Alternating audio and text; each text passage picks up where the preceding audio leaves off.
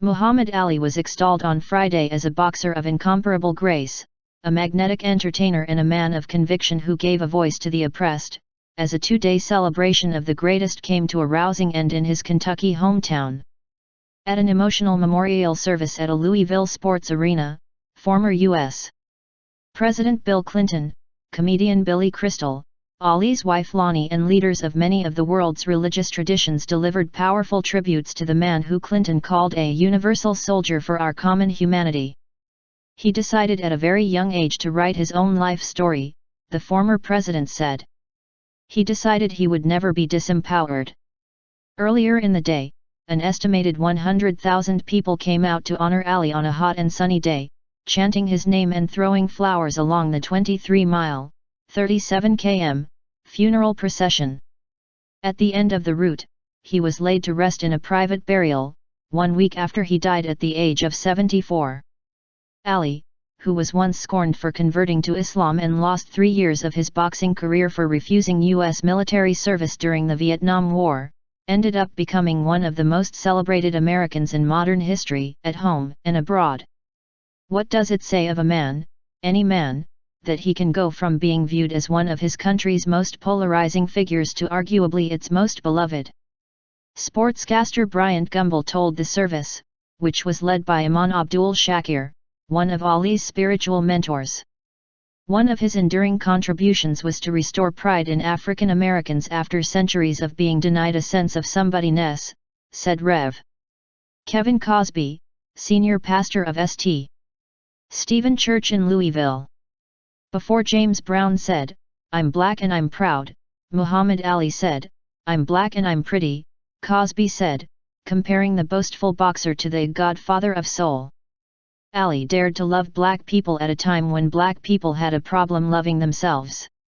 The event proved to be a rare combination of politics, sports, entertainment, and religion, a testimony of Ali's impact on so many aspects of life.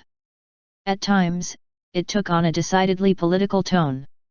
The crowd cheered when Rabbi Michael Lerner, editor of the Jewish interfaith magazine Tikkun, made a rousing reference to Hillary Clinton, Bill's wife, and the presumptive Democratic presidential nominee. Lerner also took a swipe at Donald Trump, the presumptive Republican presidential nominee, who has called for a temporary ban on foreign Muslims entering the country. "We will not tolerate politicians or anyone else putting down Muslims and blaming Muslims for a few people," said Lerner. Tremendous bolt of lightning. Ali had laid out the plans for his own funeral many years before. Boxers, actors, old friends, and even Jordan's King Abdullah came to Louisville, while Turkish President Tayyip Erdogan attended the Muslim funeral on Thursday and did not stay for the Friday event, as had been planned.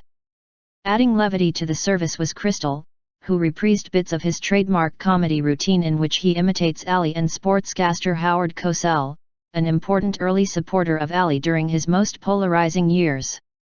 "He was funny, he was beautiful, he was the most perfect athlete that you ever saw," and those were his own words, said Crystal, a longtime pal who Ali called "my little brother." But Crystal also highlighted Ali's significance as a cultural force, a conscience of the country at a time of sweeping social change. "He was a tremendous bolt of lightning created by Mother Nature out of thin air," he said. "Muhammad Ali struck us in the middle of America's darkest night. Ali forced us to take a look at ourselves." Hours before the indoor ceremony, some 1,500 people gathered outside Ali's boyhood home in a traditionally African American section of town, awaiting the procession. As Ali's hearse arrived, police standing shoulder to shoulder cleared a path, much like a fighter's entourage clears his way to the ring. The hearse stopped at the Pink House as the people, many of whom waited in the sun for more than 3 hours, chanted his name. "It was important for me to be here," said Matt Alexander, 63, who traveled from Florida. "I cried like a baby when I heard he'd died. I just didn't want to believe it because I wanted him to live forever."